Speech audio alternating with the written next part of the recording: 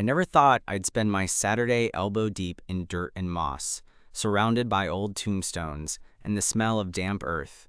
But here I am. The cemetery restoration project was supposed to be a way to knock out some community service hours and maybe get a little fresh air. Instead, it turned into one of those weird afternoons that you tell your friends about because, honestly, it was kind of unforgettable. So picture this. A small neglected cemetery on the edge of town, overgrown with weeds and trees that look like they're reaching for the sky. It's one of those places that most people avoid unless they have some family buried there or a fascination with the macabre. Me, I was mostly curious. I'd never really been into graveyards before, but the community group needed help cleaning up. And free labor was free labor, right? The morning started off pretty normal, if you can call swinging a shovel normal. I was wiping sweat off my forehead, thinking about how weirdly peaceful the place was when he showed up. This guy, probably my age, with a flannel shirt rolled up at the sleeves and these intense, thoughtful eyes that didn't really match the rough exterior. He was carrying a small toolkit and looked like he had been there before, like he belonged in this quiet, forgotten place more than I ever would. "First time here?" he asked, voice low but friendly. There was something calm about him, like he was used to silence and maybe even preferred it. "Yeah," I said, brushing a strand of hair back. I figured it'd be a good way to spend a day. Plus, it's quiet, and I guess I'm kind of into quiet places. He chuckled, a soft sound that didn't break the stillness but somehow made it feel less lonely. Me too. I've always had a thing for quiet places. They're honest, no distractions. We fell into an easy rhythm after that, working side by side, clearing away the overgrowth from mossy gravestones and straightening up fallen markers. He told me his name was Luke, and there was something about how he talked about the history of the site, not just facts, but stories about the people buried there, like they were old friends. At some point, the sun started breaking through the clouds, casting this golden light over the stones that made everything look almost sacred. Luke paused, wiping dirt off his hands, and said, "I come here when I need to think. It's like the world slows down." I nodded, understanding that more than I expected. It wasn't just the project anymore. It was something about the quiet and the company that felt unexpectedly right. Just when I thought this was going to be a simple day of digging and weeding, I realized I wanted to know more about this guy who had a thing for quiet places. And maybe, just maybe, there was something else growing here besides moss and memories. I brushed a bit of dirt off my jeans and looked at Luke, feeling this weird mix of curiosity and something easier to call comfort. Most days, I'm not great at talking to strangers, especially in quiet places where every word feels heavier. But with him, the silence wasn't awkward. It felt like space to breathe. "So what got you into this?" I asked, nodding toward the gravestones we'd been working on. "The whole cemetery restoration thing, I mean," Luke shrugged, one shoulder lifting lazily. "I guess it started with my grandpa. He was a history buff and spent a lot of time researching family trees and local lore. When he passed, I thought, maybe I could keep that interest alive somehow. This project popped up, and it felt like a good fit. There was a softness to his voice when he talked about his grandpa, like the man was still sitting somewhere beside him. I could tell those memories meant a lot, even if Luke didn't say it outright. I nodded, feeling a little warm from the easy way he shared that. "That's pretty cool.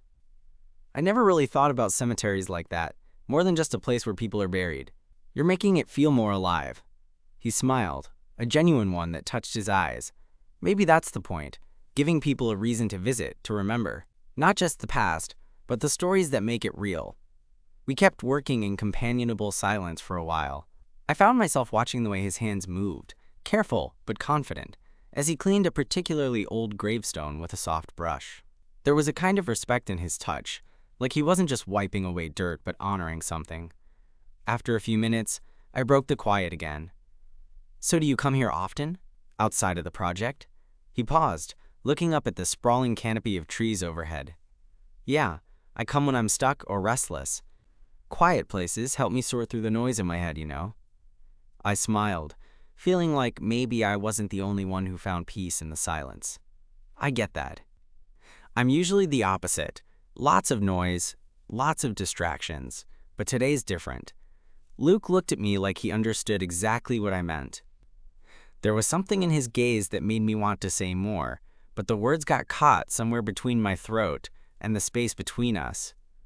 Just then, a breeze picked up, swirling leaves around our feet, and Luke laughed softly. "Guess the trees want to join the conversation."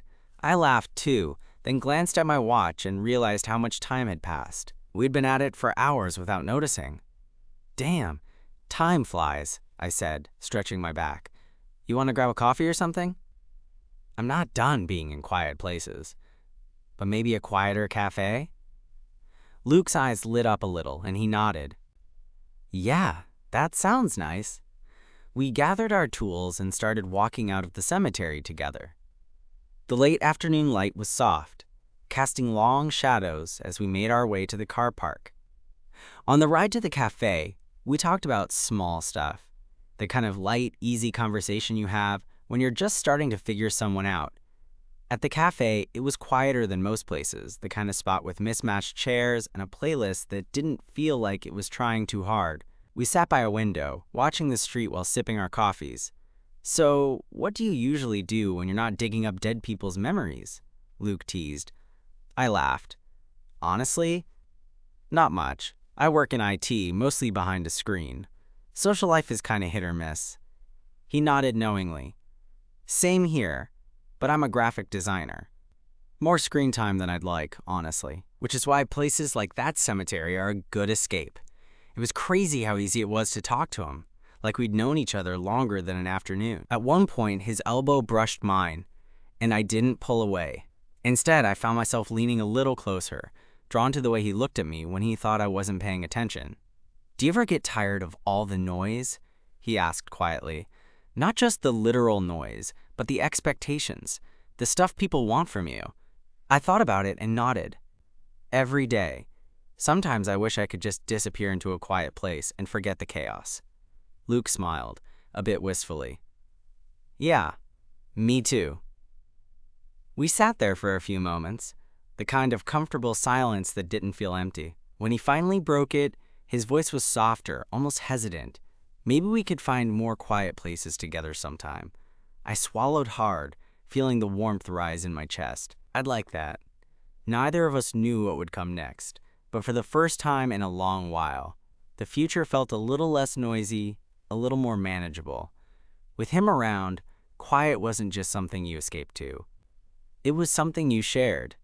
The weeks after that day in the cemetery turned out to be unexpectedly good.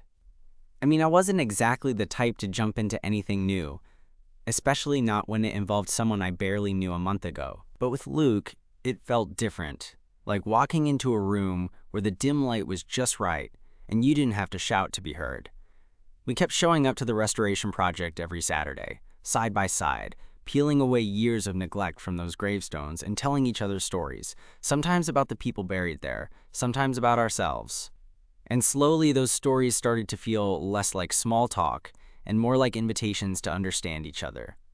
One Saturday, I remember we were working on this particularly old part of the cemetery, where the stones were cracked and leaning. Luke was carefully resetting a marker when I noticed how focused he was, his brow furrowed but calm. "Hey," I said, leaning on my shovel. "You ever think about the people whose names are on these stones? Like, what their lives were really like?" He looked up and smiled softly. "All the time. It's strange, isn't it? How they're just names now, but they lived full lives. Loved, fought, made mistakes, just like us." I nodded, watching the sunlight catch in his hair. "Makes you wonder what kind of stories we're leaving behind." "Yeah," he said, "and maybe how we want to be remembered." We worked a little longer in silence before he added, "Do you ever think about that?" The question caught me off guard. I wasn't used to talking about legacies or memories. I usually kept things pretty surface level, but with Luke, I felt like I could go deeper. "Honestly," I said, "I guess I want people to remember me as someone who was real. Not perfect, just real." He looked at me like I just told him a secret worth holding onto. There was a gentleness in his eyes that made my chest tighten. That afternoon, after we wrapped up, Luke suggested we take a walk through a nearby park. It was one of those places where the trees formed a canopy overhead, and the sound of distant traffic faded into the background. We talked about music, movies, and the kinds of quiet spots we each retreated to when life felt overwhelming. At one point, we found ourselves sitting on a bench, the city humming softly around us but feeling miles away. "You know," Luke said, turning to face me, "I've always thought quiet places were where you could hear yourself think, but maybe they're also where you hear other people if you listen closely." I smiled, shaking my head a little at the way he put things. "Philosopher Luke, huh?" He laughed. "Maybe. Or just the guy who likes to pay attention." I realized I liked that about him. His attention, his way of making the ordinary feel meaningful without trying too hard. Over the next few weeks, our Saturday routine became something I looked forward to more than I expected. We'd clean and clear in the morning, then grab coffee or lunch afterward. Sometimes we stayed quiet, just being together without words, and that was okay. It was different from the noise of my usual life, but not lonely. One evening, not long after one of our restoration days, Luke texted me out of the blue. "Want to catch a movie? Something quiet. Indie. No big crowds." I grinned and said yes before I even thought about it. The theater was small and cozy, with dim lighting and a few scattered seats. We sat side by side, the film unfolding on the screen, but my attention mostly on Luke. There was something about the way he relaxed next to me that made the room feel warmer. After the movie, we walked to a nearby diner, the kind with neon signs and booths that creaked when you sat down. Over greasy fries and coffee, Luke suddenly grew serious. "Can I be honest?" he asked.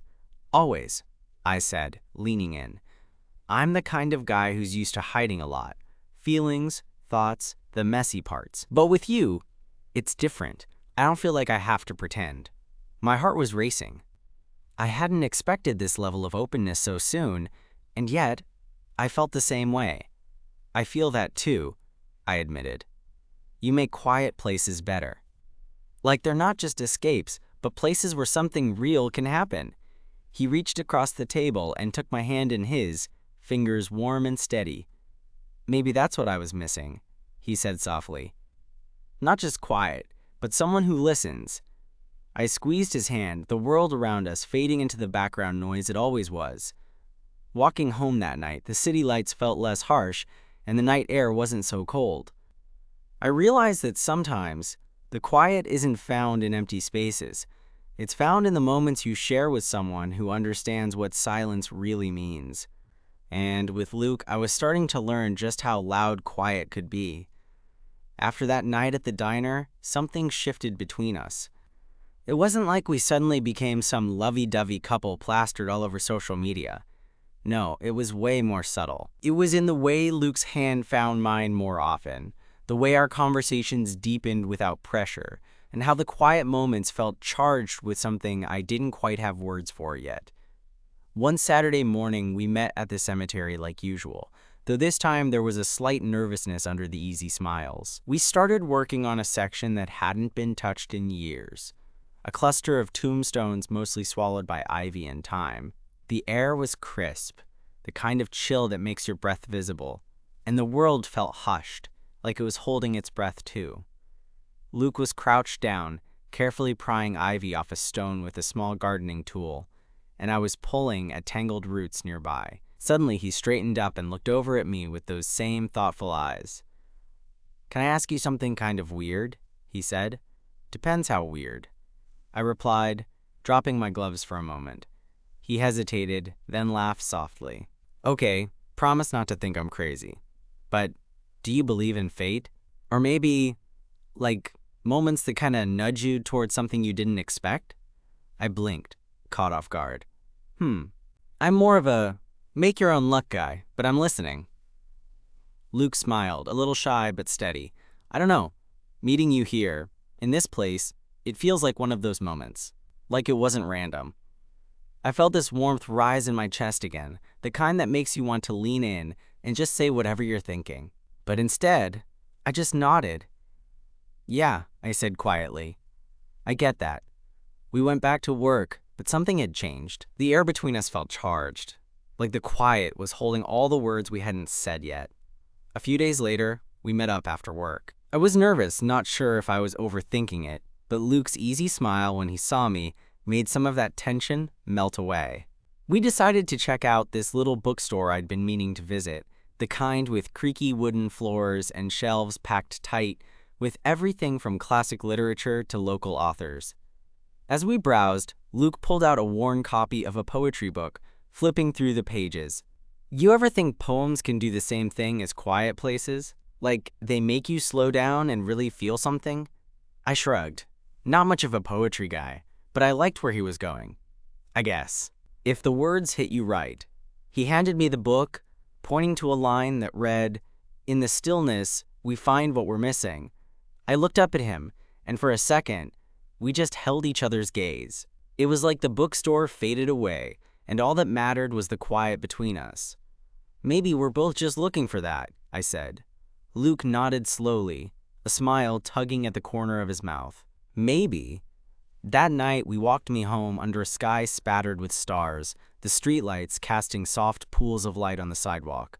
Neither of us wanted to say goodbye, so we lingered, standing close enough to feel each other's warmth. "Can I kiss you?" Luke asked, his voice barely above a whisper. I smiled and answered with a nod. The kiss was gentle, shy at first, like testing the waters, but it quickly deepened, and suddenly, the quiet that had always surrounded us wasn't empty. It was filled with something raw and real. Afterward, we just stood there, foreheads touching, the city's noise a distant hum. I don't want this to be just a quiet thing, I confessed, like something that only exists when we're away from the world. Luke smiled, brushing his hand over mine. Me neither. I want it to be louder, in all the ways that matter. Over the next few weeks, we started spending more time together outside the cemetery. Dinner dates, late-night walks, and even a spontaneous trip to a nearby lake where we sat on the shore, watching the moon's reflection ripple across the water. One evening, sitting on my couch with a movie playing quietly in the background, Luke looked over and said, "So, what's the plan?" "This thing we have?" I thought about it, about how far we'd come from that first day digging in the dirt. Honestly, I don't have a plan. I just know I want to see where this goes with you. He reached over and took my hand, squeezing it gently. Me too. And in that moment, with the soft glow of the TV and the quiet hum of the world outside, I realized that sometimes the best things start in the quietest places and grow into something impossible to ignore. After that night, things didn't suddenly become a perfect rom-com. Life has a way of sneaking in complications, just when you start thinking everything's falling into place. But maybe that's what made it all feel more real. Luke and I had settled into a kind of rhythm. Weekends at the cemetery, quiet dinners during the week, those little moments where silence wasn't awkward but comfortable. But I started noticing the subtle ways our worlds didn't quite line up, like the way Luke would sometimes get this distant look when his phone buzzed, a look I hadn't seen before. Or how he'd cancel plans with a vague excuse about work, but I could tell something was off. One afternoon, we were sitting outside the coffee shop where we'd first met after the restoration, and I finally asked the question that had been buzzing around my head. "Luke, is everything okay?" He looked down at his hands, swirling his coffee slowly. After a moment, he sighed and said, "I've been meaning to tell you something. It's just complicated." I nodded, leaning forward. "You know you can tell me anything, right?" He took a deep breath, eyes meeting mine. "I'm still figuring some stuff out, about myself, my family, and how to be honest with them. It's been hard coming out to them, and sometimes I don't know if I'm ready for all of it." Hearing that, my heart clenched. I knew what it was like to carry parts of yourself in shadows, especially when you're not sure how the people around you will react. But I also knew Luke didn't have to carry that weight alone. Not with me. "I'm here," I said simply, "no matter what." He smiled, small but genuine. "Thank you. That means more than you know."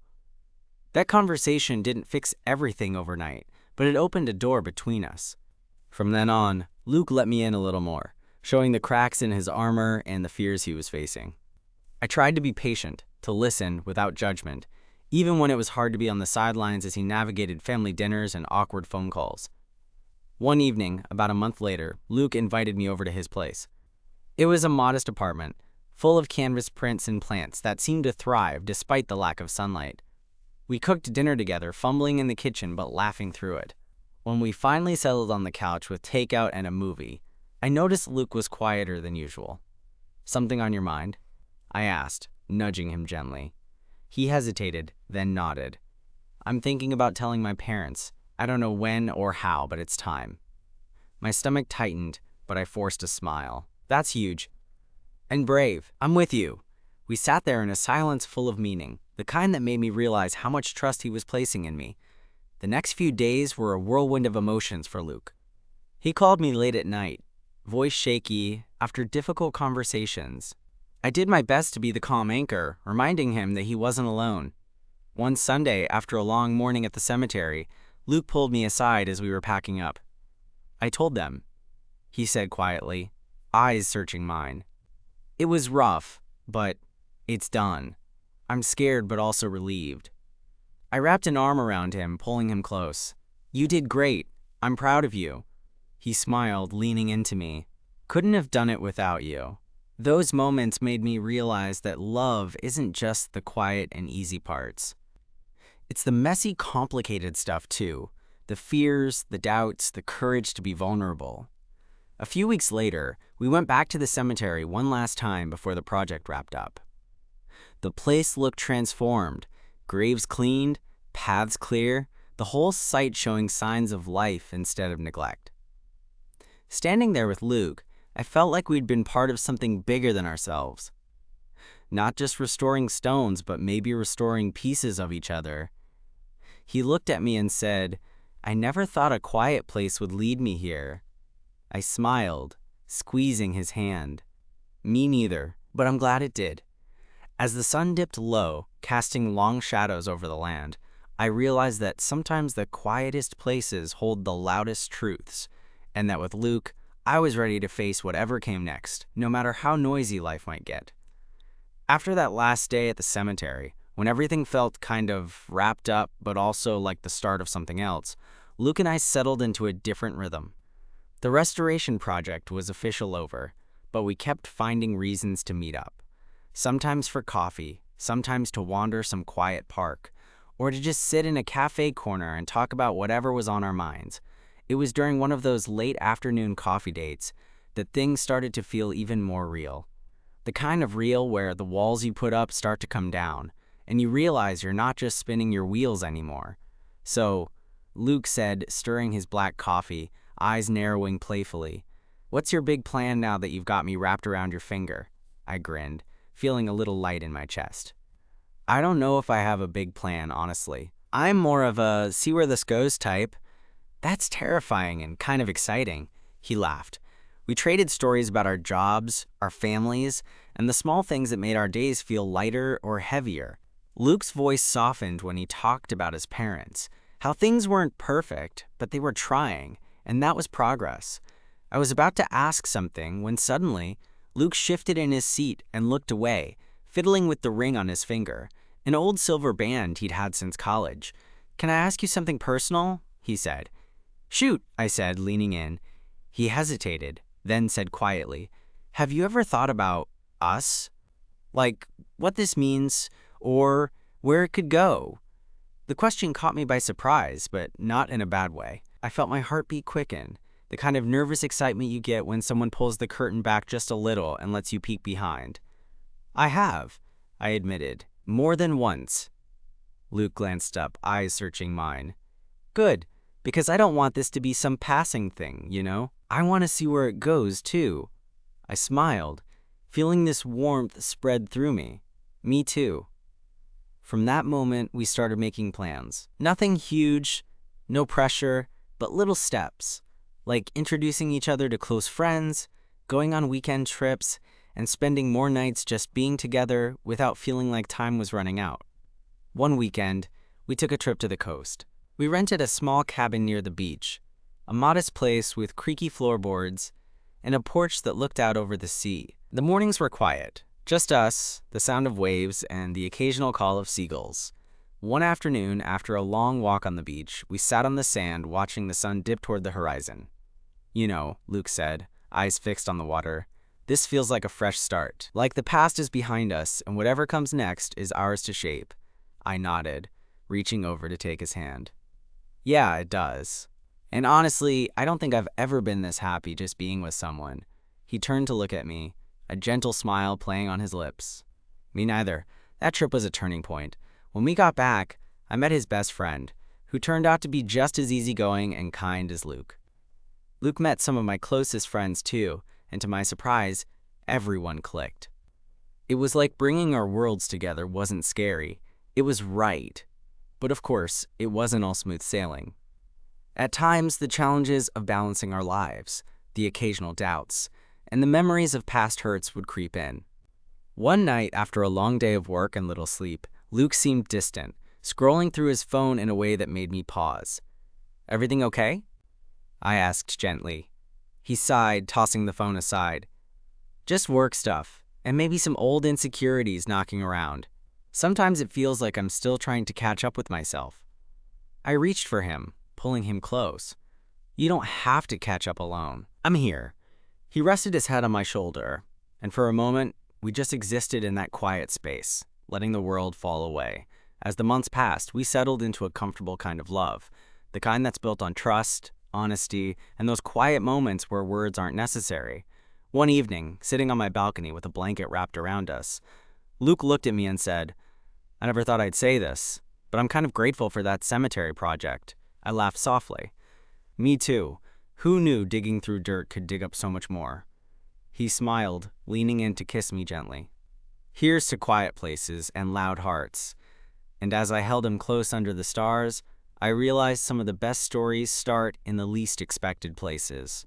And maybe, just maybe, the quietest ones have the loudest echoes in your heart. It was nearly a year after that first day at the cemetery, when Luke invited me over with a few nervous texts and a request to bring comfortable shoes. I was curious, but didn't press for details. Just showed up that Saturday afternoon. We ended up back at the cemetery, our cemetery in a way, the place that had started everything. But this time, the air felt different, not just quiet, but full. Full of memories, yes, but also of hope, and something solid between us. Luke led me to a spot near one of the stones we'd restored early on, a small clearing framed by trees. He reached into his jacket pocket and pulled out a simple silver ring, the same one I'd noticed him fidgeting with months ago. "I've been holding onto this for a while," he said, voice a little shaky. "It belonged to my grandpa. I wanted to give it to someone who's become important to me." I swallowed, suddenly aware of how much this moment meant. The quiet around us wasn't empty anymore. It was alive with all we'd built together. "I don't have any fancy speeches," Luke continued, "but I want us to keep building whatever this is. To be honest, to be patient, and to hold space for the messy parts too. Would you want that?" I smiled, feeling a warmth spread through me that had nothing to do with the afternoon sun. "Absolutely," I said. "I can't think of anywhere else I'd rather be." He slipped the ring onto my finger, and we stood there for a while, just looking out at the place where it all began. No grand gestures, no crowds. Just two people who found something real in the quiet. Later, as we walked back through the paths we'd cleared together, I thought about how strange life is sometimes. How a forgotten cemetery, a quiet place full of stories, could lead me to someone who made silence feel like home. Luke squeezed my hand and smiled, the same way he did the first time we met, that calm, steady look that said, "I'm here." And in that moment, surrounded by the stillness and the past, I realized that some love stories don't need noise or fireworks to be unforgettable. Sometimes all they need is a quiet place and the courage to show up.